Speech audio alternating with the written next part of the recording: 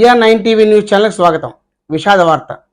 జమ్మూ కాశ్మీర్లోని అనంతనాగ్లో ఇటీవల జరిగిన ఉగ్రవాద దాడిలో శ్రీకాకుళం జిల్లాకు చెందిన ఇరువురు సైనికులు వీరమరణం పొందారు. వారిలో ఒకరు డొక్క రాజేష్ గారు కాగా రెండో వ్యక్తి సనపల జగదీష్. వీరమరణం పొందిన డొక్క రాజేష్ సంతబొమ్మల మండల చెట్లదండ్ర గ్రామానికి చెందిన వ్యక్తి కాగా వీరమరణం పొందిన మరొక వ్యక్తి సనపల జగదీష్ నందిగా మండల వల్లభరాయుడుపేటకు చెందిన వ్యక్తి. డొక్కా రాజేష్ 8 సంవత్సరాల ముందే ఆయన మిలిటరీలో జాయిన్ అయ్యారు. కాగా వీరిరువురు వీరమరణం పట్ల స్థానిక ఎంపీ రామ్మోహన్ నాయుడు మరియు స్థానిక ఎమ్మెల్యే అచ్చెన్నాయుడు తీవ్ర సంతాపాన్ని తెలియజేశారు. ఇదే సందర్భంగా మిలిటరీ అధికారుల నుంచి త్వరలోనే వారి పార్థివ దేహాన్ని స్వగ్రామం తరలించే కార్యక్రమం చేపడుతున్నట్టు తెలిపారు. ఈ ఇరువురి వీర సైనికుల వీరమరణం పట్ల BR9 టీవీ వారి కుటుంబాలకు ప్రగాఢ సానుభూతి తెలియజేస్తుంది. శ్రీకాకుళం జిల్లా సంతబొమ్మల మండలం చెట్లదండ్ర గ్రామ పంచాయతీ. నా పేరు పంగశ్రీనాయుడు, సర్పంచ్. ఈరోజు మా గ్రామస్తులమంతా పడుకొని లేచేసరికి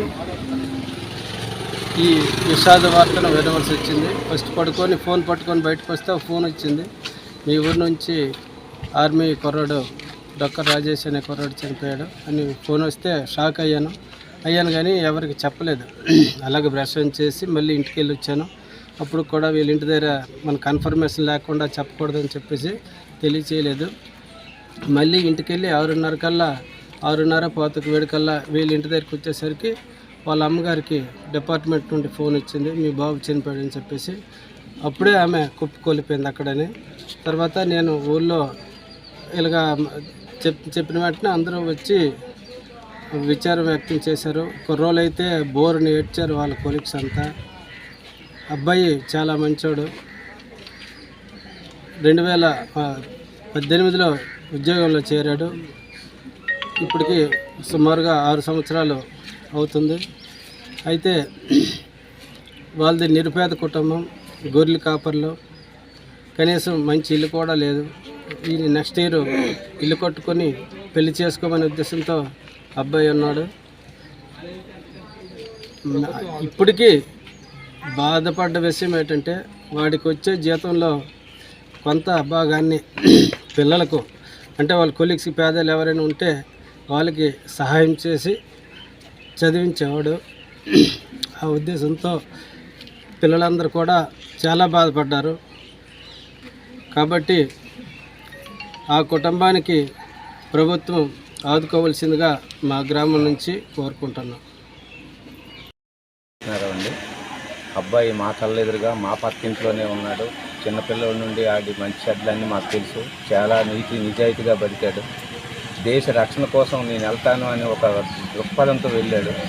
అలాగే దేశ రక్షణ కోసం ఎక్కడా వెనకడు వేయకుండా బాగానే ఆడి వృత్తి విధానాన్ని సక్రమంగా చేశాడు. నిన్న ఇదే టైంకి మాకు ఈ వార్త తెలియగానే మా గ్రామం మొత్తము విషాదంలో ఉన్నాము. ఇందుకు బాగా చింతిస్తున్నాం సార్.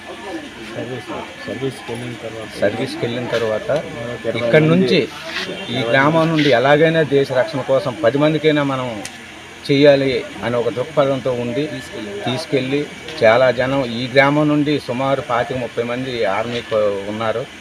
అలాగే రిటైర్మెంట్ వచ్చిన తర్వాతైనా ఈ గ్రామానికి మనం రక్షణగా ఉండి మన గ్రామం మనం బాగు చేసుకుందామని ప్రతి దీనికి వచ్చి మాట్లాడేవాడు. సరదాగా అందరితో సరదాగా ఉండేవాడు. అందరితో సరదాగా ఉన్నాడు కాబట్టి నిన్న ఈ వార్త తెలియగానే గ్రామం మొత్తం కూడా విషాదంలో ఉంటారు. నాకు అన్నయ్య కొడుకు చిన్నప్పటి నుండి మా చేతుల మీదే పెరిగాడు. మేము ఆడు ఇంటర్మీడియట్ అయిన తర్వాత ఆర్మీ రిక్రూట్మెంట్ వస్తే దానికి సెలెక్ట్ అయ్యాడు. దాని వెంటనే అలా పోస్టింగ్ వచ్చింది. అలాగే 2003లో పోస్టింగ్ వచ్చింది. అప్పటి నుండి ఇప్పటి వరకు సర్వీసులో ఉన్నాడు. దేశ సేవ కొరకే ఈ సర్వీసు నేను కరెక్ట్గా చేస్తాను, నిజాయితీగా వెళ్తాను అనే ఉద్దేశంతో ముందుకు సాగాడు. ఇప్పటి వరకు బాగానే ఉన్నాం. అనుకోకుండా మాకు ఈ వార్త వినవలసి వచ్చింది. నిన్న మధ్యాహ్నం మాకు తెలిసింది. పిల్లలు చిన్నపిల్లలు, భార్య, 2 అమ్మాయిలు చిన్నపిల్లలు. వాళ్ళకి ఇబ్బంది, మాకు తీరని లోటు. ఈ చనిపోవడం అనేది మా కుటుంబానికి తీరని లోటు. ఇది ఎప్పటికీ మరవలేని వార్త. అది దీనికి మేము చాలా బాధపడుతున్నాం. 2027 మార్చిలో రిటైర్మెంట్ అవుతుంది. ఈలోగా ఈ దుర్ఘటన జరిగింది.